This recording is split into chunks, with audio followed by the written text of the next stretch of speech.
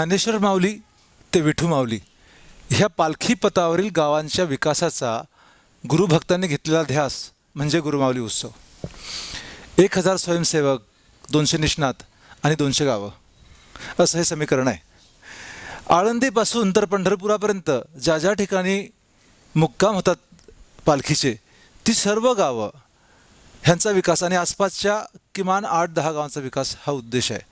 विकास म्हणजे काय तर सुरुवातीला आपण ह्या गावांमध्ये जलजागृतीवर काम करणार, नंतर सेंद्रिय शेती, वृक्षारोपण, व्यसनमुक्ती आणि स्वच्छता.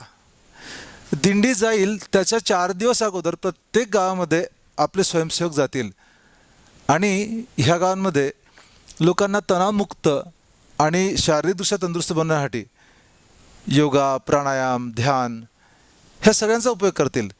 सत्संगाच्या माध्यमातून त्यांना आनंदित केला जाईल आणि ह्या ऊर्जापूर्ण लोकांना संघटित करून ह्या कामांसाठी त्यांच्यामध्ये जागृती आणि संकल्प केला जाईल. हे काम सुरू असताना ज्यावेळेस ह्या गावात लोक जातील, समजा ह्या गावात 10 तारखेला दिंडी येणार असेल तर 5-6 तारखेला आपले लोक तिथे जातील, स्वयंसेवक जातील.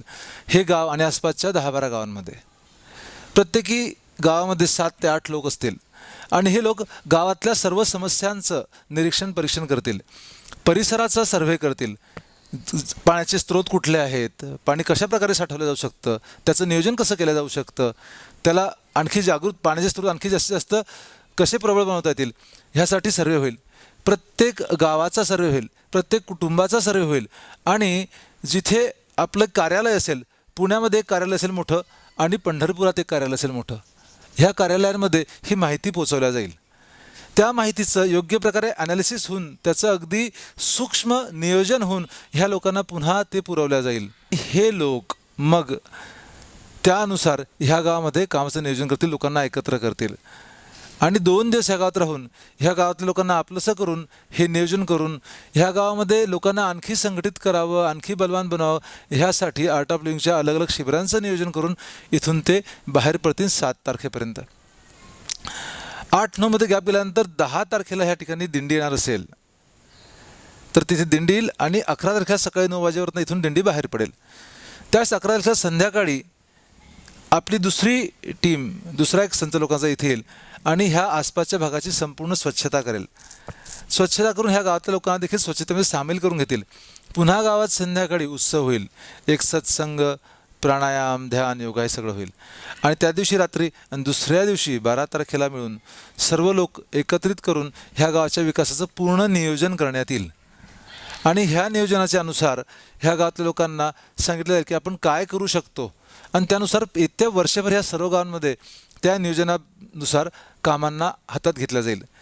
ह्या प्रत्येक गावाच्या आसपास आपल्या आर्ट ऑफ लिव्हिंगच्या स्थानिक काही टीम्स आहेत, काही प्रशिक्षक आहेत, काही स्वयंसेवक आहेत. हे सर्व हे काम हातात घेतील. तिथली शिबिरं घेणं, त्या लोकांना संघटित करणं, त्या लोकांना उत्साहित करणं आणि त्यांच्याकडून कामं करवून घेणं आणि ह्या गावांचा विकास करणं हा उद्देश असेल. पुणे जर सोडलं दिंडीने तर वरचा भाग जवळपास कोरडा आहे, पाणी नाही, झाडं नाही, हिरवळ नाही आणि अनेक प्रकारच्या समस्या आहेत. तर ह्या समस्यांचं निर्मूलन करायचं आणि हा दिंडीचा पथ जो आहे हा स्वच्छ, सुंदर, निर्मळ आणि संपन्न बनावा हा आपला उद्देश आहे. ह्या टप्प्यामध्ये आळंदी आणि पंढरपूर ह्या 2 ठिकाणी मोठे उत्सव असतील.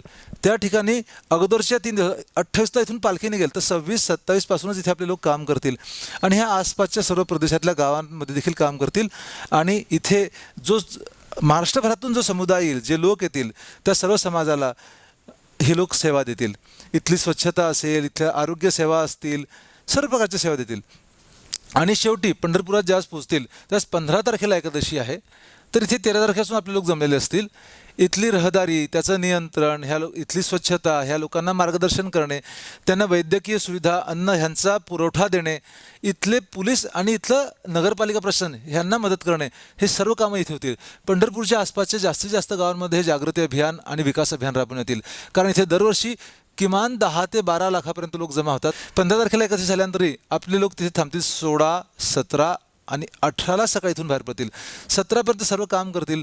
प्रशासन असेल, शासन असेल आणि किंवा आर्ट ऑफ लिव्हिंगच्या संस्था असतील, त्यांना हे संपूर्ण कामांचा अहवाल दिला जाईल आणि त्या अहवालाबरकून शासनाची मदत असेल, आर्ट ऑफ लिव्हिंगच्या तज्ज्ञांचा वरिष्ठांचा सल्ला असेल, गुरुजींचे आशीर्वाद घेऊन वर्षभरासाठी हे कार्य इथे राबवलं जाईल असा हा दरवर्षीचा कार्यक्रम असेल.